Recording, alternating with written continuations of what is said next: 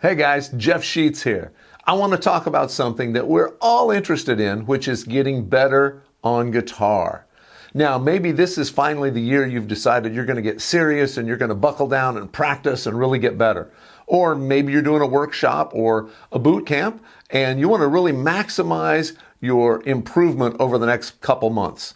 Whatever it is, I'm going to give you 3 things that I feel like are super important when we're going to set out to get better at guitar. All right.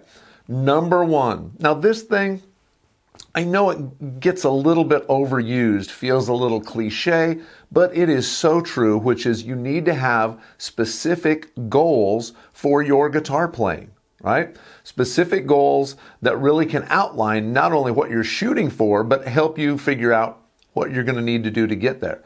So specific goals. I know we use goals a lot in our world and we tend to not do them, right? We make New Year's resolutions and we bail on those after the first week. We have goals for work, goals for our fitness, all these different things that we don't follow through on. So we tend to not really get too excited about goal setting, but for guitar playing, having goals is super important because it helps point you in the right direction. I see a lot of guitar players who tend to learn a little of this, a little of that, kind of go over here for a while, go down a couple rabbit holes on YouTube, learning these different things. And while they're maybe getting a little bit better, they're really not advancing towards what they ultimately want to be able to do, right? So having specific goals is important.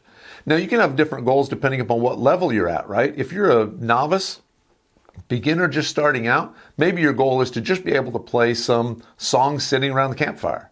If you're an intermediate player, maybe your goals are to be able to get your scales down well enough and you're soloing so you can jump up on stage and play with a band, do a jam.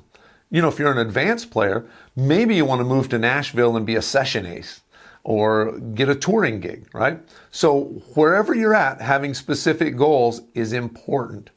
Now, you can also have different goals for different parts of your guitar playing. What I mean by that is maybe my goal as an acoustic player, as a finger picker, is to be able to play Tommy Emmanuel's version of Classical Gas. Maybe on the theory side, though, what I really want to do, my goal is to learn how to play every single note and identify it on the neck, right? So I can find any note anywhere. So those are 2 separate goals. You know, all my goals still, right? So you can have multiple goals depending upon what you're trying to achieve in the different areas of your guitar playing, right? So it's not just one goal. As a matter of fact, a lot of times I will ask students what their goals are, right? And they'll say, I just want to get better. It's like, okay, well, what else do you want to do? I just want to get better. I'm like, okay, grab your guitar. Grab your guitar. What I want you to do is just play an open G chord, just like this. Play it. There you go, open G chord. Now, you'll notice that sometimes that first finger will lean over on the 4th string. So what I want you to do is drop your hand down a little bit and then get up on your fingertips, right? Play on your fingertips so you're not leaning on there. The more fingertips you get on the string, the less likely you are to bang into other strings. So do that, drop your wrist down a little bit, play on your fingertips. You see how that's better? And they usually say, oh yeah, that's cleaner now, that's much better. All right, so that's better, goal achieved, right? So that's why it's important to have specific goals. That probably wasn't exactly what they were shooting for when they told me they wanted to get better at guitar, right? But if you don't have specific goals, that's where you end up. So getting better at guitar, number 1 thing that I want you to do is write down your goals. Now you can have longer term goals. Here's what I want to do in a year or 2 years. But don't be afraid to write down some short term goals. Here's what I hope to accomplish in the next 2 months of playing, right? Whatever that is. Here's what I want to shoot for in these different areas in the next couple of months. Because once we have that, then we can figure out how to get there. But you got to have someplace, you got to know where you're shooting for, right? You got to know where you're headed, what direction you're going, or you're never going to get there. So first step, write down your goals. Go through, write down all your goals, make a list. You don't have to share this with anybody. This is just your thing. But I want you to be able to go back and reference this so you know if you're on track with what you need to be doing. So, second thing, that basically leads us right into the second thing, which is how do we get there? I've got a goal. what do I do? What's the next step? What should I be practicing on? What do I play, right? So this can get complicated. My Smart Practice book, in there I detail a lot of different ways to map out your practice plan, your actual time that you're going to practice, the things you know, the things you need to know, all of that stuff. So take a look at that if you want to. But for this video, I want to give you one really cool way to do this. And it is something I use a lot. I use it a lot in dog training, right? And it's called the Premack Principle. So the Premack Principle, if you dig into that, you'll see, more desirable things and less desirable things. You have all these different things. I'm going to tell you what it is in a nutshell. Basically, the Premack Principle says that the things that you really want to do, but you need to do this in order to do that, you're more likely to do these things you don't want to do if it's going to lead you to be able to do the things that you do want to do. All right, so what's that look like for a guitar player, right? Let's say your goal is to be able to play a song from beginning to end, straight through, really smooth, and just nail it, right? Well, it's hard to just practice that because maybe you don't know the chords well enough and you can't really go through there. So if we think about the Premack Principle, we would say, well, getting these 3 chords down with the metronome in transition and being able to play them smoothly, that's not as fun and as cool as playing the song all the way through. But if I do this, it will allow me to then do the song all the way through, right? So first step is do the chords, practice those with a metronome. Now we can move on to practicing the next thing. We can even one step back and say, all right, well, I don't really know those chords very well. So Premack thinking, we go back one step farther to where it's like, okay, my first thing I have to practice is just getting these chord shapes down, which by itself, it's not real sexy, right? That's not really something you're like, oh, I can't wait to get these chord shapes down. Versus, I can't wait to play this song. That's going to be fun, right?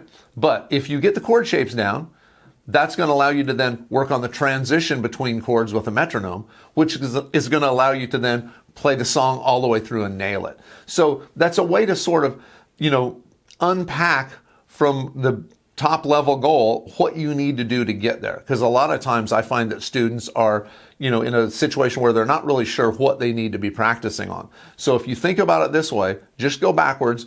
What's the thing I don't really want to do? But if I do that, it's going to allow me to practice the next thing. And if I do that, it's going to allow me to practice the next thing that's more fun. So it gets more fun and more exciting and motivating as you go, right? I know this stuff is a little bit, it's a little crazy if you think about, well, just sit down and practice guitar, which is important, But if you're like a self-improvement nerd like I am, I love finding these little systems and ways to motivate myself, inspire myself to practice because I see it. I see it laid out where, wow, this is going to work. This is going to work. It's going to take me from here to here because there's a system involved, right? An organized practice system is always going to be better than a non-organized practice system, right? Which is going to lead me to step number 3, the third thing I want to talk about here. And that is not as much what you're going to practice as how you're going to practice. So how we're going to practice is super important. You can have all the cool things that you need to do, but if you do it in sort of a haphazardly way, you're just not going to see the advancement. So, if you practice, kick back on the couch with your guitar, eating some French fries, getting some French fry grease on the fretboard, kind of jamming along, kids come in screaming, dog jumps up there to steal some of your French fries, get on a phone call, all of that, right? Now, can you get better just playing like that every day and just doing some messing around on guitar? Yeah, eventually you can sort of see some improvement, but you're definitely not going to be marching towards your goals. Versus if it's time to practice, you get your guitar, you set it up in good practice position, right? Good a setup where your hands are in the proper position. You've got your computer there, you've got your metronome there, a notepad for taking some notes. You're organized, right? And then you're going to sit down and focus with no distractions, right? So distractions are a killer. Distractions basically can totally throw off your whole plan. It takes 20 minutes to get back into focus after you've been distracted from a task. So, that's a waste of time. So if you can be distraction free, It's a huge help. So you can learn to get better just kind of messing around. You can sort of get there, but man, it'll be so much more efficient and so much faster to get where you want to go if you get organized. The other biggest problem with the French fry player is it's super easy to develop bad habits when you do that, right? That's where bad habits come from, is just sort of haphazardly practicing kind of whenever, because you're not really paying attention to exactly what's happening, and it's easy to develop some bad habits, right? Experts tell us it takes 5 times longer to learn something after you have to unlearn it from a bad habit and then relearn it the right way than it would if you would just learn it the right way to start with. So makes sense to just learn it the right way to start with, right? That's what we want to do. So make sure you're distraction free, you've got a good spot set up, and then focus on your practice. Focusing on something is the way to really see great leaps forward, right? The other way tends to be frustrating and you feel like you're not getting any better and it's like, it's not working. So the focus is what we're really wanting to focus on for our third subject here. So to recap, the first thing I want you to do is basically lay out some goals. Here's what I want to try to achieve. They can be crazy, I don't know if I'll ever get to this goals, and they can be simple goals. Hey, I want to be able to play this scale cleanly with a metronome 5 times in 3 weeks.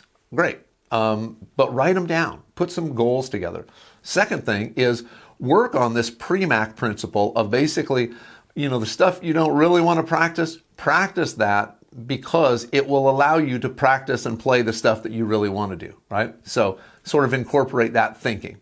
And then the third thing is practice the right way, right? Set yourself up, take some time, get an area organized, and when it's time to practice, it's like, all right, let's go in. I'm shutting off all distractions, leaving my phone in the other room, and I'm going to really practice on what I know I need to do here for the next, whatever it is, 20 minutes, 30 minutes, 2 hours.